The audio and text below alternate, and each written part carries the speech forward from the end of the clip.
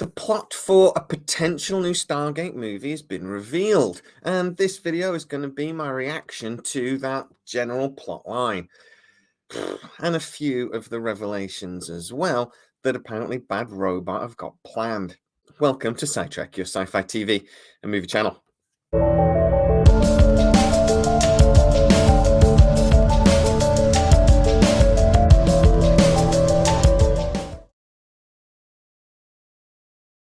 So once again, if it's anything to do with Stargate, I'm first, and I am telling you what is going on behind the Iron Curtain at Amazon and the plans that are being put in place for a potential new Stargate movie.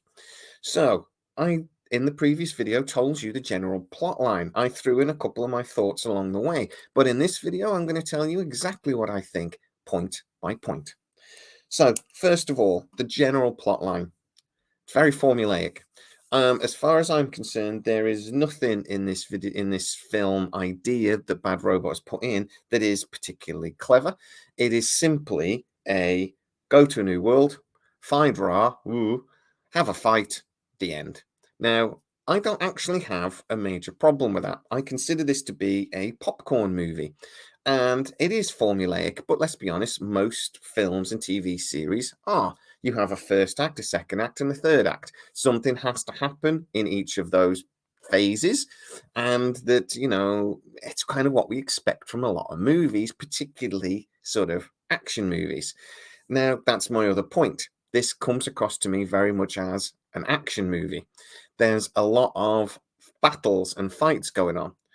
Another point as well is that I'm going to say that this comes across to me, again, in a very formulaic way, as very linked to the original Stargate movie. Now, I did drop the bomb on you that they actually want, and Bad Robot are pushing, for Kurt Russell to appear as Jack O'Neill. 2 L's, 1 L? What? 1 L. Now, that again harks straight back to the original movie. So I have to ask the first question. Is this a reboot? Is this a hybrid reboot? Are they going to basically ignore what's happened in the SG-1 and just act this as a sequel to the original movie? Well, the way this seems to be set up, it's going to very much depend on what we see in the SGC parts of the film. So when they're on the alien world, that can be one thing. But what happens on the SGC is going to tell us whether this is a hard reboot or not. If the SGC is now a civilian operation, quite a big operation, and we can assume that maybe it is because they talk about a civilian research team being on the planet, then we can assume that SG-1 still happened and that the SG program has still been running, and that now it has evolved into something else, something that we've seen beyond what we saw at the end of Stargate SG-1. So the Stargate program is now possibly known to the public, but at very least is a much bigger and much wider project than we saw at the end of the Stargate movie. But another possibility of that is that they're just going to assume a 30-year gap between the two, and that actually maybe the SG-1 thing happened, maybe it didn't. I've always actually thought that when they do this movie, it would be a standalone movie. And by that I mean, you don't necessarily need to know what happened in SG-1, SG-U, SG-A to follow what happens in the film. Yes, you're going to have to watch the original Stargate film. You're going to have to know what a Stargate is. But as long as you roughly remember the original Stargate movie, you will follow this film. But actually, in fact, if they do it right, it won't matter if you haven't seen the original Stargate movie, you'll still be able to follow it. Now, I'm absolutely certain they will then throw in little Easter eggs and little details that will then bleed into the series. But at the end of the day, this is going to be a 90-minute movie. They're going to want as wide an audience as possible. So don't expect a direct continuation of the series, because that won't give them the audience numbers they want. They're going to want new people to come and watch this, new people to Stargate, and they can't do that if it is a straight continuation. So that is what I'm assuming this is, and from the story plot that we're seeing, that seems to be the case. So civilian team, yeah, an SG team goes in, they get wiped out by the Jaffa. Now, that gives the SGC a reason to then bring in O'Neill. Now, I think that's going to be because they're going to be assuming, and what I've been told is they've not seen the Goa'uld in potentially years. We haven't seen the Goa'uld in a long time. So they bring in O'Neill because he is the #1 expert on fighting the Goa'uld. So I think they're going to maybe assume that this is sort of like what you hear about at the end of World War II when they had all the islands in the Pacific and some Japanese soldiers were like put on the island and then they're found in like the 60s and they thought the war was still on.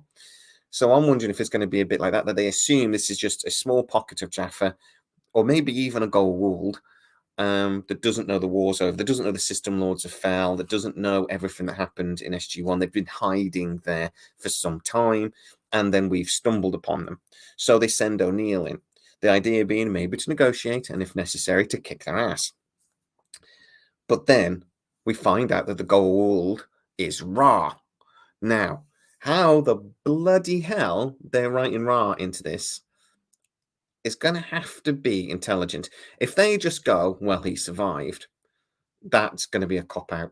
They're just bringing him back because it will surprise everybody. I mean, to be fair, if I didn't know this, I'd have been going, what the fuck?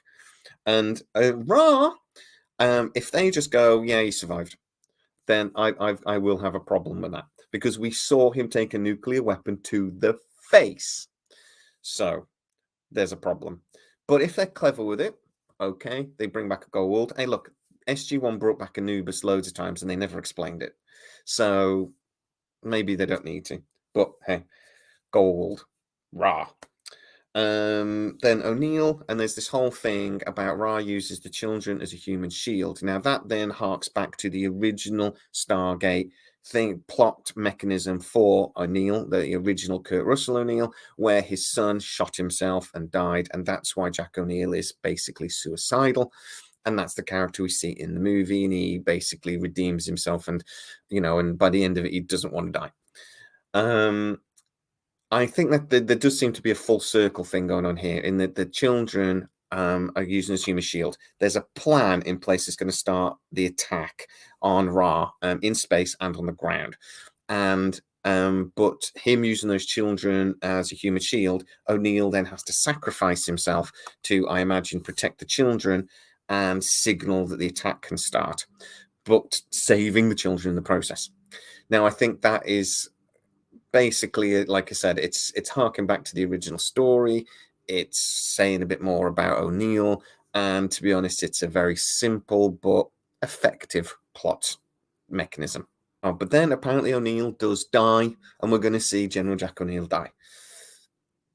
It will be shocking, and again, if you didn't know it was coming, it would be really shocking. From what I'm told about how the general pitch went, the idea being that the third act is then, like I say, the big battle sequence, but it allows the actors that have maybe been in the periphery because O'Neill has been the lead actor, the main guy, but the rest of the team to sort of come through. And it is those characters and those actors that will then carry on into whatever follows this movie. So it is those actors that we potentially then see in any TV series or maybe second movie or whatever. That kind of makes sense to me. It's actually quite an interesting mechanism to move beyond the film. So then there's a big battle sequence, ships in space, on the ground, boom, boom. I'm actually very excited by that prospect. I want to see a BC-306. I want to see an evolution of the starships. I love a space battle, wicked. And obviously we then get to see Ra die. I'm hoping they shoot him and then they poke him and then they burn him and they actually make sure he's dead this time. So, yeah, what do I think is the general thing? As I say, it's formulaic. It's not very complicated. I actually think that's a good thing. I think that generally speaking, I was quite afraid that they would come in and try to do something very clever.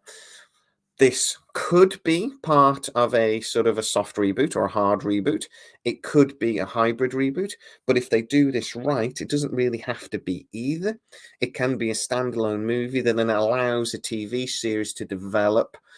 And at the end of the day, that's what we want. We want the TV series to come in with 10, 20, 30 hours of television that really develops the story and we get to find out what's happened over the last 15 years in detail. this movie will be a 90-minute advert and gateway into that, as far as I'm concerned, if they do it right. But guys, I'd love to know what exactly you think about my feelings on this. Do you think this sounds like a good idea? Do you think it sounds like a nice, simple story that they can pull off easily, that, like I said, can lead into something else? Or do you actually think it's a formulaic pile of crap and it's going to be boring? It's just going to be boo, boo, boo, boo, boo, and stupid, and actually bringing back Ra and bringing back Kurt Russell maybe suggests that they're actually going for a hard reboot, I mean that the TV series will be ignored. Is that a danger with this plan? I'd love to know exactly what you think. Get into the comments. If you are new to the channel, please like, subscribe, hit the bell notification, it really helps us out. And if you want to support the channel even further and want to become a fully fledged side tracker, consider hitting the join button.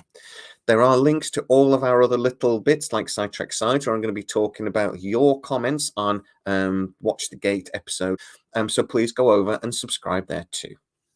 As always, please stay safe. I'll see you next time.